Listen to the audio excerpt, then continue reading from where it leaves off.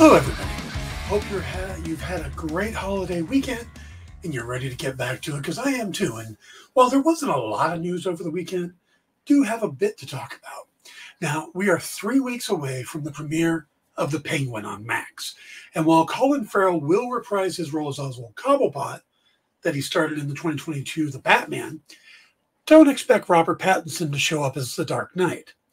Now, Lauren Frank, the HBO series showrunner, was talking to Sci-Fi Magazine and said, I understand why people desire would be to have Batman, or to think that unless Batman shows up or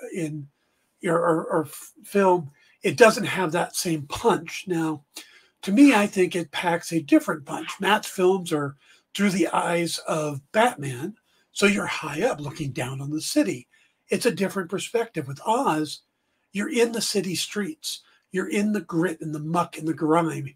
He's looking up, wanting to claw his way to the top. Now, Frank believes that this is a different experience, saying, I think Gotham is an interesting enough city that it deserves to have more doors unlocked within it, and for us to walk through those and see what they think. Now, Matt Reeves, writer and the director of The Batman, doesn't believe that the series is missing anything without the Caped Crusader. He called the series an extension of what is fundamentally there. You're going down a different alley. So the specter of Batman is there. The specter of the Riddler is there. The specter of everything that happened in the last movie is there. It informs it. Now, the series is set to pick up right from the end of The Batman and is said to lead right into the upcoming sequel. The Penguin makes its debut September 19th.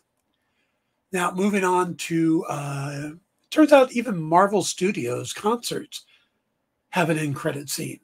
Last night at the Hollywood Bowl, or this weekend, at the Hollywood Bowl, during Marvel Studios' Infinite Saga concert experience, Michael Giacchino came out and said, wait, hold up. He held up the orchestra, gave them a thing of sheet music, and he's wearing a big Fantastic Four logo on the back of his coat. The music has a big Fantastic Four logo. They put it up there, and we get the debut of the theme song for Fantastic Four First Steps. Now, you can get a chance to hear it. It's on Twitter. There's a couple different sites. Andrew R. Goodman posted it.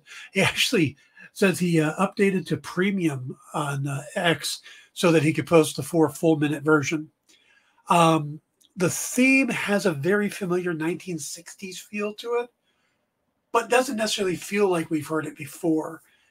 It may also be the only theme in the Marvel Universe to actually say the name of the movie in it, or at least that this performance did. Giacchino has worked on many films, including Spider-Man No Way Home, The Batman, Lightyear, Jurassic World Dominion, and he even directed the Marvel Spotlight Werewolf by Night. The newest trailer for the upcoming Marvel Studios series Agatha All Along is giving us a little bit more hint on the mystery surrounding one of the characters.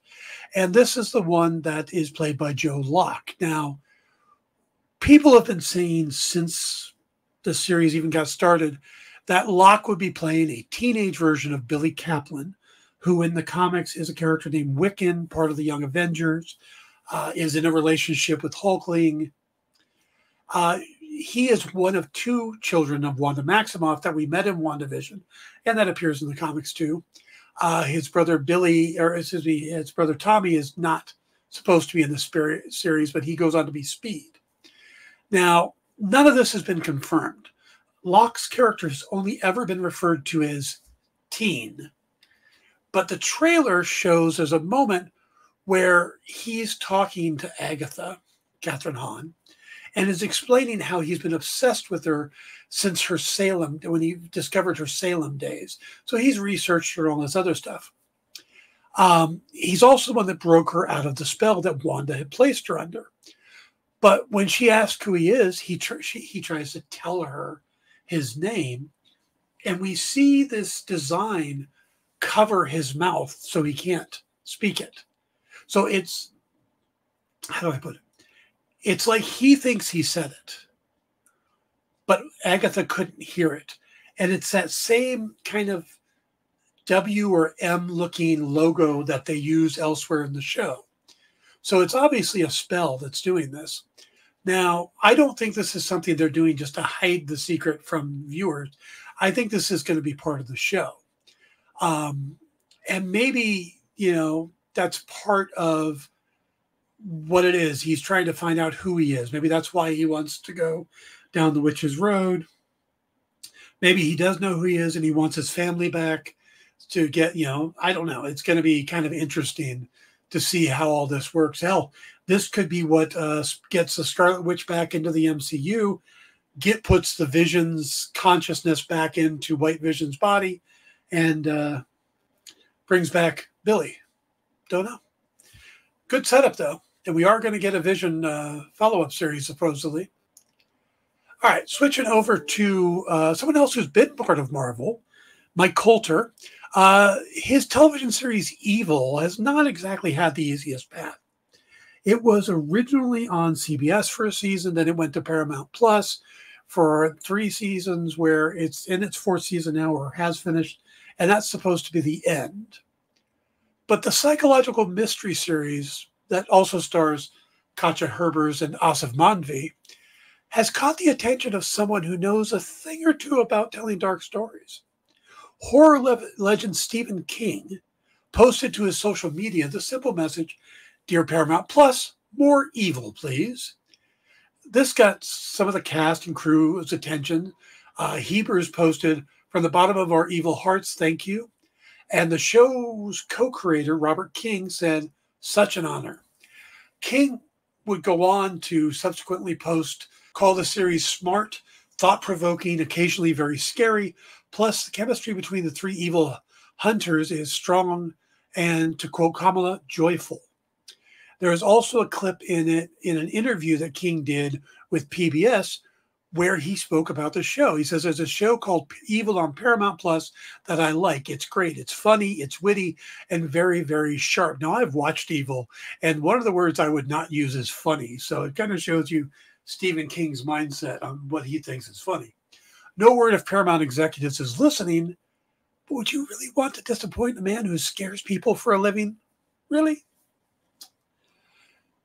Speaking of people who kill a lot of people in their novels, George R.R. Martin is planning to go full-on Red Wedding on the Game of Thrones spinoff, House of the Dragon, with the 2nd season having recently ended with kind of a whimper.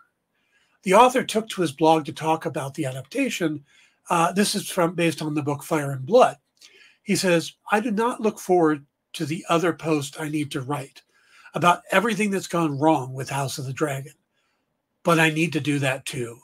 And I will, not today though." Martin went on to say that this hasn't been a good year for him. He was away traveling from July 15th to August 15th. So many of the things he wanted to say, he didn't get a chance to. This is quite a contrast to the post Martin made after about the 4th episode of the season, praising the series, and specifically the dragon battle. Now, this may have something to do with the season being cut down by 2 episodes and ending on a similar cliffhanger as the 1st season did, with kind of a setup for a duel between the 2 dragon factions, just 2 different dragon factions. The series has already been renewed for season 3, and the plan is to go to 5 seasons. When Martin will get around to doing his potential rant post, or even finish the Windsor novel, is unknown. All right, and one last story here. Like I said, it's a slow news weekend. It seems that Sir Ian McKellen could be coming back to his role as J.R.R. Tolkien's wizard Gandalf, after revealing that he has been approached about featuring in the new Lord of the Rings films. McKellen told The Big Issue, "Enthusiasms for the Lord of the Rings shows no sign of abating. I can't tell you any more than that. I just been told there are going to be more films and Gandalf will be involved, and they hope that I'll be playing him." Now, the 85-year-old actor is kind of recovering right now. He took a fall off the stage in the West End play, The Player Kings, and he's recovering from that. But he added, When this is going to happen, I don't know. What the script is, it's not written yet, so they better be quick, though. All right, guys, that is going to wrap up the news. Like I said, I hope you had a great Labor Day weekend. Thanks for coming back to the experience. Remember to stick around for Minute to Skim It, Mint Hunter, Kicking It with Henri. So 2 great sales show, and find out what these new books this week are going to be. Stick around for all that, and I'll see you soon.